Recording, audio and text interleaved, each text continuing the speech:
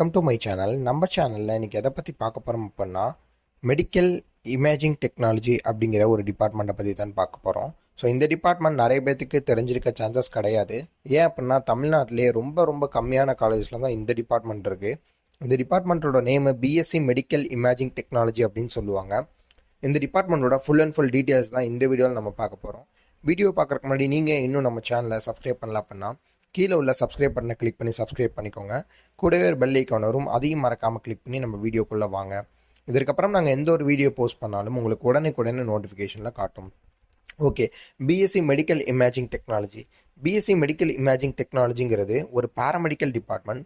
இந்த டிபார்ட்மெண்ட் நீங்கள் படிக்கணும்னா 12th physics, chemistry, maths, biology இந்த ஸ்ட்ரீமில் சப்ஜெக்ட்ஸ் எடுத்து படிச்சிருந்தீங்கன்னா இந்த டிபார்ட்மெண்ட் நீங்கள் பண்ணலாம்.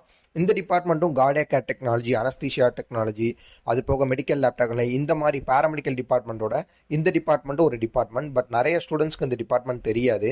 ஏன் அப்படின்னா நான் முதலே சொன்னது தான், மெடிக்கல் இமேஜிங் டெக்னாலஜி அப்படிங்கிறது ரொம்ப ரொம்ப காலேஜஸில் கிடையாது. ஃபியூ காலேஜஸில் மட்டும்தான் உங்களுக்கு அப்ரூவல் வாங்கி வச்சுருப்பாங்க.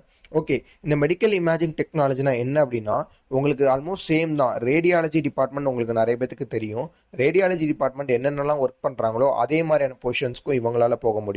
பட் இன்னொரு விஷயம் என்ன அப்படின்னா, இவங்க ரிசர்ச் பண்ணலாம். அதாவது மெடிக்கல் இமேஜிங் டெக்னாலஜிங்கிறது நம்மளோட பாடியோட பார்ட்ஸ் கேப்சரிங் பண்ணி ரிசர்ச் பண்ணக்கூடிய ஒரு டிபார்ட்மெண்ட். ஃபார் எக்ஸாம்பிள் எக்ஸ்ரே டிபார்ட்மெண்ட்டில் பார்த்தீங்கன்னா எக்ஸ்ரே டிபார்ட்மெண்ட்டில் கேப்சர் பண்ணி சிடி ஸ்கேனை கேப்சர் பண்ணிட்டு நெக்ஸ்ட் எம்ஆர்ஐ ஸ்கேனில் கேப்சர் பண்ணுவாங்க. கேப்சர் பண்ணிட்டு ரிசர்ச் பண்ணக்கூடிய ஒரு டிபார்ட்மெண்ட் தான் இந்த மெடிக்கல் இமேஜிங் டெக்னாலஜி அப்படின்னு சொல்லுவாங்க.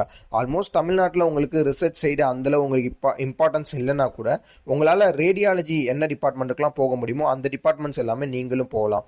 ஆல்ரெடி நான் சொன்ன மாதிரி தான் எக்ஸ்ரே டிபார்ட்மெண்ட்டுக்கு உங்களால் போக முடியும், சிடி ஸ்கேனுக்கு உங்களால் போக முடியும், அடுத்து பார்த்தீங்கன்னா எம்ஆர்ஐக்கு உங்களால் போக முடியும், அடுத்து மேமோகிராம் அப்படின்னு சொல்லுவாங்க, இந்த மாதிரி டிபார்ட்மெண்ட்டுக்கு போக முடியும்.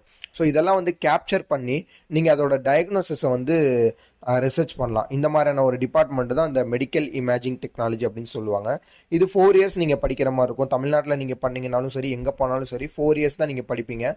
ஆல்மோஸ்ட் நான் சொன்ன மாதிரி அண்டர் கிராஜுவேட். இது 3 வருஷம் நீங்கள் காலேஜில் படிப்பீங்க. லாஸ்ட் 1 year உங்களுக்கு பார்த்தீங்கன்னா இன்டர்ன்ஷிப் அப்படின்னு சொல்லுவாங்க.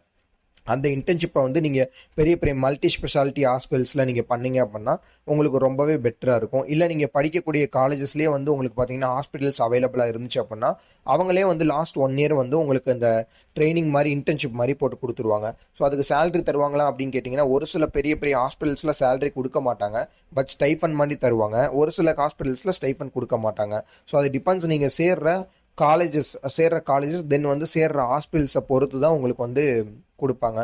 ஒரு சில காலேஜஸில் பார்த்தீங்க அப்படின்னா வெளியே போய் இன்டர்ன்ஷிப் பண்ணுறதுக்கு அலோவ் பண்ணுவாங்க. பட் ஒரு சில காலேஜஸில் வெளியே போய் இன்டர்ன்ஷிப் பண்ணக்கூடாது அப்படிங்கிற மாதிரி சொல்லுவாங்க. ஸோ ஆல்ரெடி நான் இதோட ஜாப்பை நான் சொல்லிட்டேன். இதோட ஜாப் பொசிஷன்ஸ் பார்த்தீங்க அப்படின்னா ரேடியோகிராஃபராக உங்களால் ஒர்க்குக்கு போக முடியும். ரேடியோகிராஃபருங்கிறது நான் ஆல்ரெடி சொன்ன மாதிரி எக்ஸ்ரே டிபார்ட்மெண்ட் எடுக்கலாம். அடுத்து பார்த்தீங்கன்னா எக்ஸ்ரே டெக்னீஷியனும் நீங்கள் தனியாக போகலாம். எக்ஸ்ரே டெக்னீஷியன் பார்த்தீங்கன்னா டிப்ளமோ கோர்சஸ்லாம் படிச்சு நிறைய பேர் எக்ஸ்ரே டெக்னீஷியனாக போவாங்க. அந்த மாதிரி லைனுக்கு உங்களால் போக முடியும்.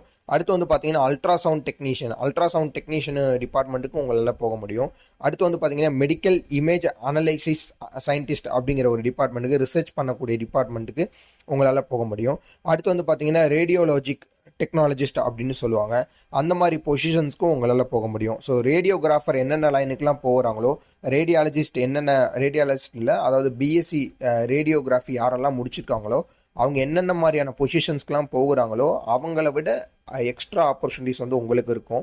மெடிக்கல் இமேஜிங் டெக்னாலஜி கம்ப்ளீட் பண்ணவங்க அவங்க போகக்கூடிய லைன்ஸ்க்கெலாம் உங்களாலேயும் ஜாபுக்கு போக முடியும். இதோட காலேஜஸ் பார்த்தீங்கன்னா தமிழ்நாட்டிலே நிறைய இடத்துல அவைலபிளாக இருக்குது. பட் ஆனால் சொல்லிக்கிற மாதிரியான காலேஜஸ் கிடையாது. ஒரு சில ஃபியூ காலேஜஸ் மட்டும் தான் அவைலபிளாக இருக்குது. இன்கேஸ் மெடிக்கல் இமேஜிங் டெக்னாலஜி யாருக்காவது படிக்கணுங்கிற இன்ட்ரெஸ்ட் இருக்குது அப்படின்னா நீங்கள் தாராளமாக டிஸ்கிரிப்ஷனில் நம்பர் இருக்கும், கான்டாக்ட் பண்ணலாம். உங்களுக்கு தமிழ்நாட்டில் எங்கெங்கெல்லாம் காலேஜஸ் அவைலபிளாக இருக்குது, இதோட ஃபீஸ் ஸ்ட்ரக்சர்ஸ் என்னவா வரும் அப்படிங்கிறத ஃபுல் அண்ட் ஃபுல் உங்களுக்கு ஃப்ரீ கைடன்ஸாக கொடுத்துட்ருக்காங்க. இன்கேஸ் யாருக்காவது வேணும் அப்படின்னா டிஸ்கிரிப்ஷனில் நம்பரை கான்டாக்ட் பண்ணி டீட்டெயில்ஸாக தெரிஞ்சுக்கோங்க. வேறு ஏதாவது கோர்ஸோட டீட்டெயில்ஸ் உங்களுக்கு தேவைப்பட்டுச்சுன்னா அந்த கோர்ஸோடைய நேமை கீழே மறக்காமல் கமெண்ட் பண்ணுங்கள். நெக்ஸ்ட் வீடியோவில் பார்க்கலாம். தேங்க்யூ.